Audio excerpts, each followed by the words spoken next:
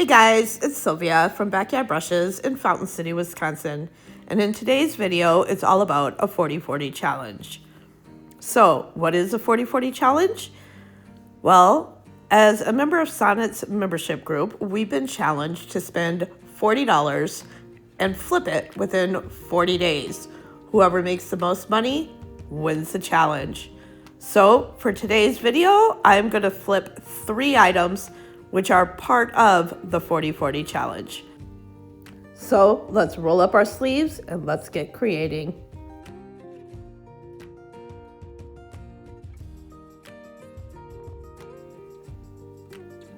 For project 1, I'm going to use this sign I picked up at the Goodwill for only $1.99. I felt it had pretty good bones and it was really inexpensive. I am choosing to use the new paint line by Fusion called Alchemy, and this is the color White Oak. I used a small brush to go around the edges, and it did take 2 coats of paint. Using a larger brush, I covered the front of the sign. Knowing I was going to decoupage over the front of the sign, I wasn't too concerned about it being perfectly covered, but I do always cover the back of my projects. It gives it more of a feel of a completely finished look.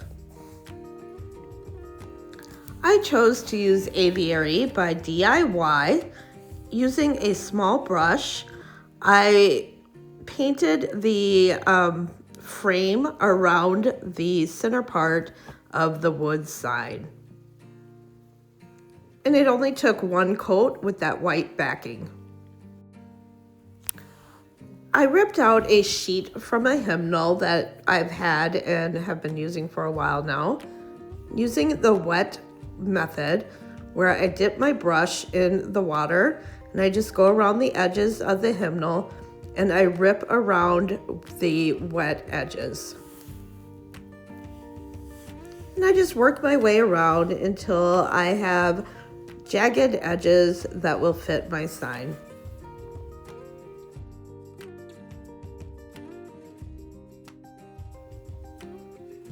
Once my hymnal sheet fits into the center of my board, I chose to use the DIY liquid patina as my decoupage medium. It's my preferred medium of choice for decoupaging.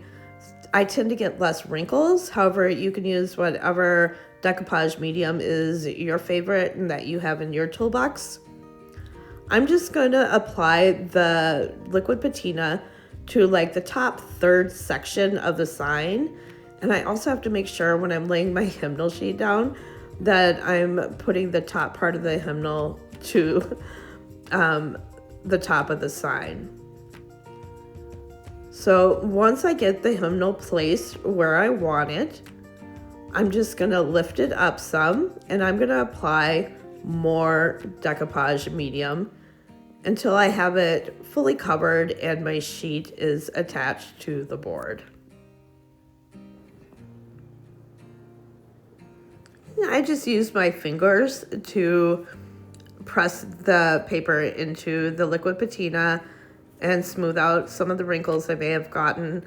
And then I just use a thin layer of the patina to cover and seal the sign. I looked through my IOD transfers and I found this pink rose, and I felt it was the right size and color for the sign I'm making.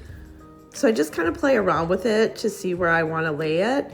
And I decided I wanted to tilt it a little bit so that the verse was showing on the bottom also. And I liked the idea of the leaf overhanging on this edge of the sign.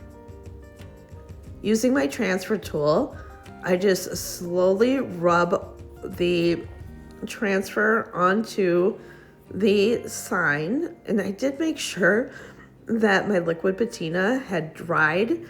I give it at least a half hour. And then it just kind of just rubs right off. The IOD transfers are pretty slick. And when I was in the crack, I just used the bottom of a paintbrush to make sure to push down so the transfer would fold and adhere following the crease of the sign.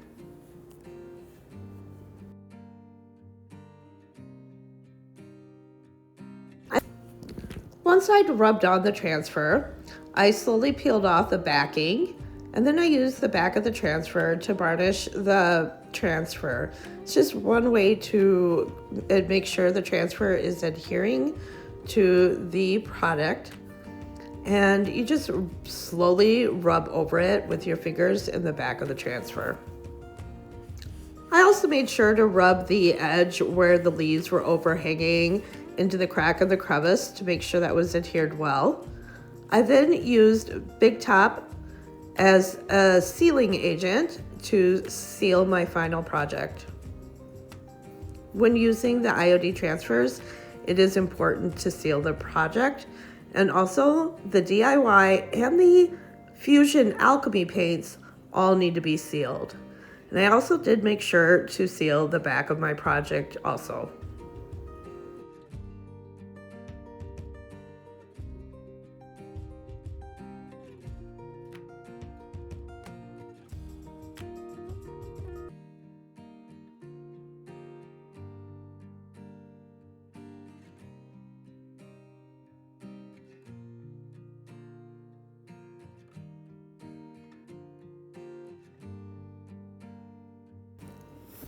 For project 2, I'm actually using these salt shakers. I got a set for $2.99 and one larger one for $1.99. I later learned the $2.99 set, I could have saved some money and bought the set at the dollar store for $1.25. I put 2 lids in a Tupperware container along with some washers I'll be using in a different project, along with these picture holders, and I'm going to cover them with some iodine or iodized salt. And if anyone knows me, they know I'm not measuring, I'm just dumping a bunch in.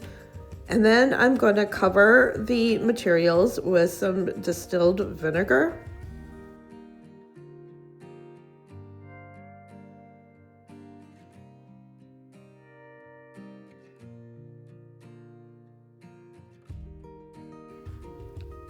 Then I'm just going to top it off with some hydrogen peroxide. I'm just making sure everything is fully covered. Using the back of a paintbrush, I just give it a little stir, and then I'm just going to set it aside and let it soak overnight.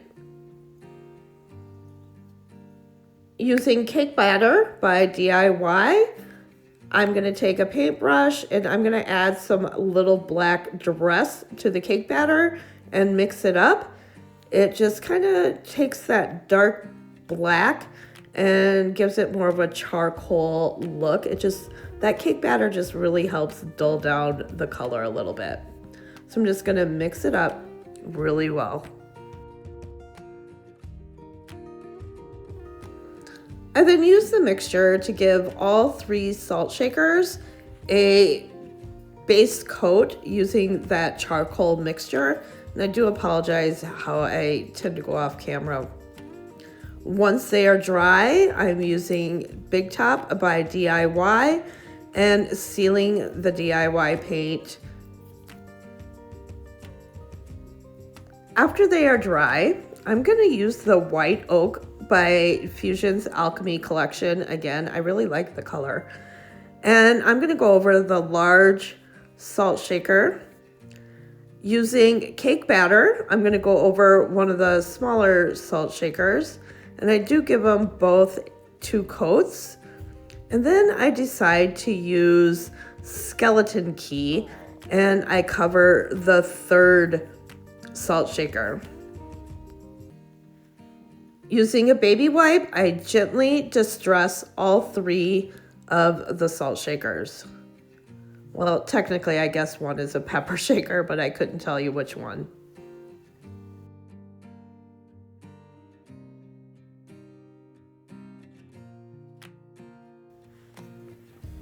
I also paint the bottom of the shakers. I just feel it gives it that completed look and feel to the project. I also sealed the bottom of the shakers.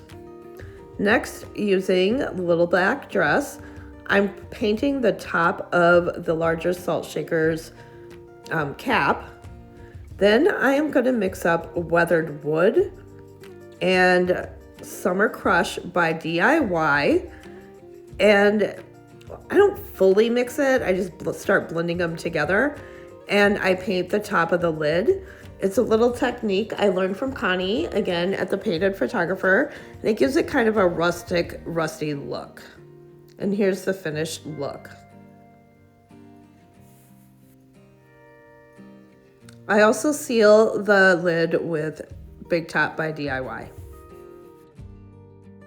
Through some IOD transfer books, and I pick out 3 different flowers that fit the size of the shakers.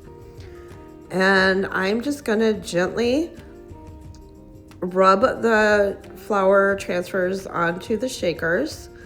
And the smaller shakers, the 2 smaller shakers, do have ridges in them, so I'm making sure to get my tool in the dents and crevices of the shaker. And then I just easily peel the decal or the backing right off the transfer. And I just used my finger to varnish them. And I just followed the same process with all 3 shakers. I grab the 2 of the top of the shakers that I had soaking in the vinegar salt peroxide mixture. And I also grabbed the picture sticks, and it did iodize. I'm not sure if that's the proper word. So I am sealing the shakers while they dry. And then I also seal the top of the shaker caps with Big Top by DIY.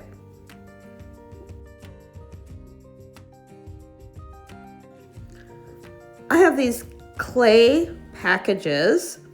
They're really lightweight. They're kind of like foam. And I learned about them from Natalie at Sparks of Joy when we did a live. And I just cut them out of the little Ziploc bag they came in. And I'm going to smush them, literally smush them. They're very malleable and very light. And I'm just going to smush them right into the shakers. For the larger salt shaker, I used 3 of these foam clay pieces. And for the smaller ones, I used 2. That might seem like a lot considering what 3 plus 2 plus 2 is 7. However, you get like 30 in a pack for like $6 or $7.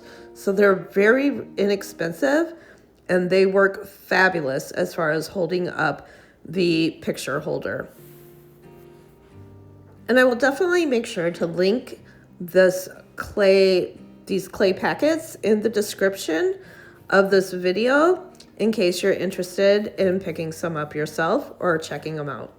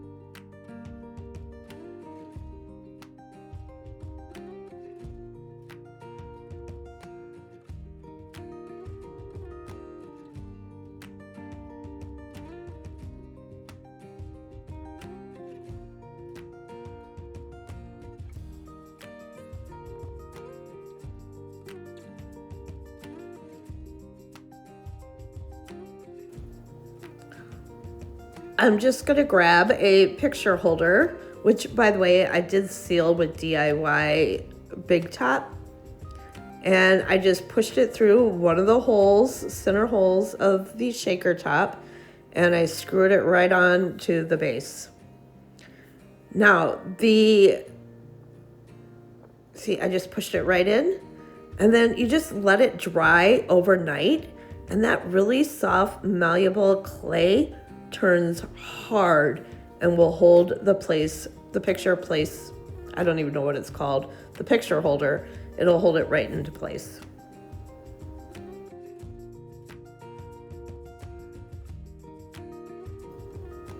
And I do apologize, I did not film at the very end, but once these were all screwed on, in place, dried overnight, I then picked out pieces of floral that I had on hand, and I just cut them up, and I put the stems of the floral right into the holes of the shakers on the cap, and I added pictures to the picture holders.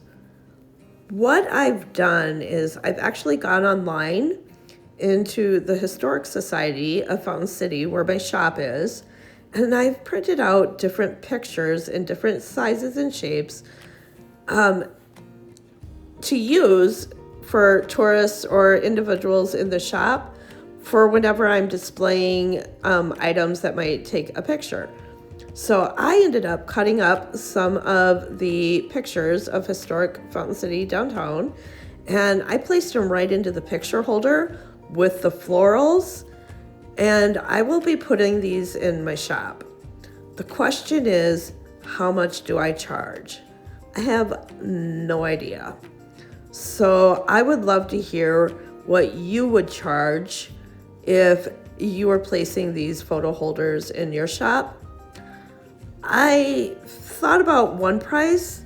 My girlfriend gave me another price, and I will tell you, we weren't even in the same ballpark. So I would really love to hear what you guys would charge for these salt shakers.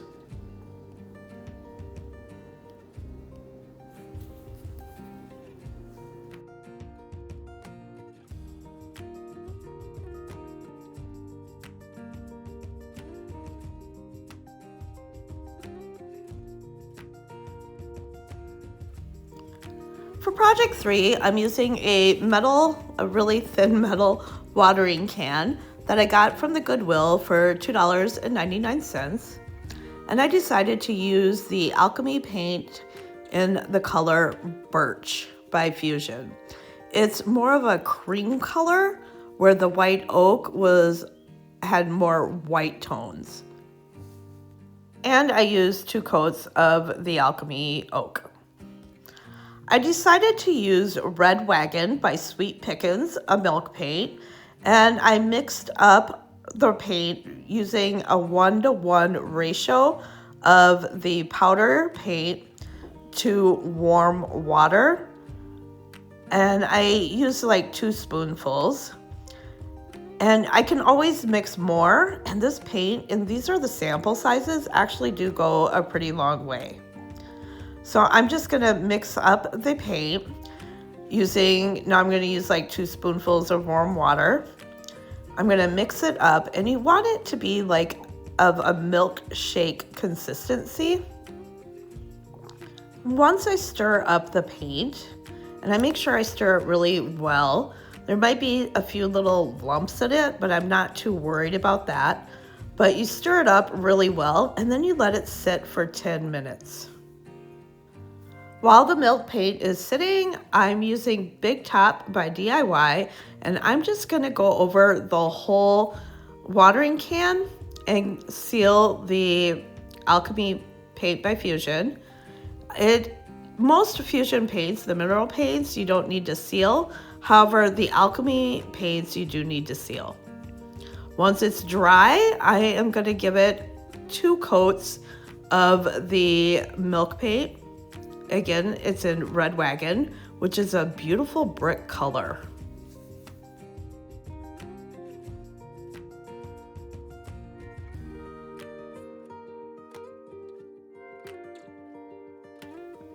And after I get the first layer of paint on, I do use a heat gun and I do go around the milk paint.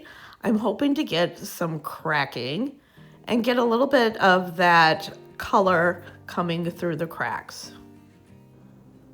And with milk paint, you just never know what to expect. So I did heat it up with the heat gun, just trying to get some crackles. And here you can see where I got my crackling effect. So going through the IOD transfer book, Rose Garden, or I don't know, they always name them such French names, I can never keep them straight. But I picked out a yellow rose, as I thought the yellow would really pop against that red. So I just cut myself out the yellow rose. I just looked at all the crackling on the container and decided where to place the rose, peeled off the backing, and I am working on a curved surface. So I just kind of slowly place the rose. I kind of like it tilted onto the container.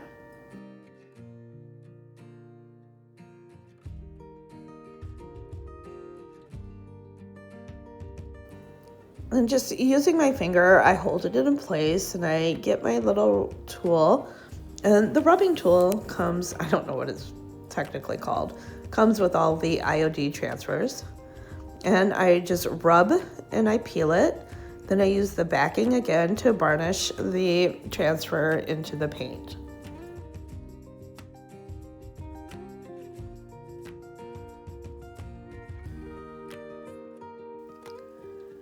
After I had the rose placed on, I decided it needed a little something something, and I cut out a little garden sand from the same transfer book and decided to apply it on the bottom of the tin. I took out the backing and I used the scissors to put a little slit in the center of the transfer just to help lay it down on the curved surface easier. And then I just used the tool, rubbed it on gently, and peeled it off.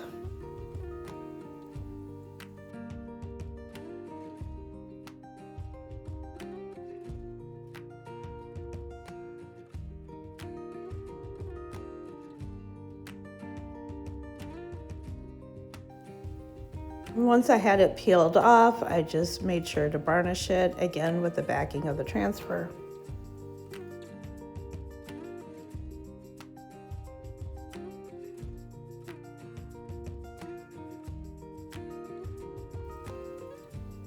To seal my project, I decided to use DIY dark wax. I took my wax brush and I just rubbed the wax all over the metal and also on top of the transfer to give it more of that weathered, used look. The wax also helps seal the transfer and the paint onto the tin can or the watering can.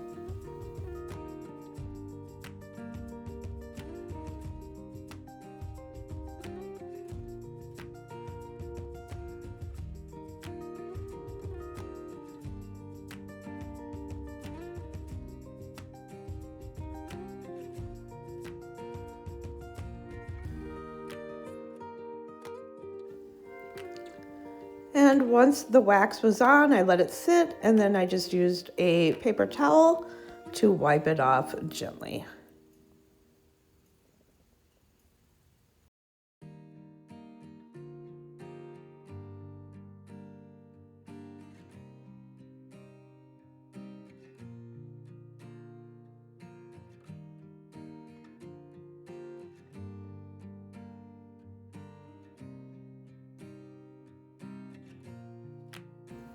So you guys, let me know what you think about the first $10 I spent for the 40/40 challenge and which project is your favorite.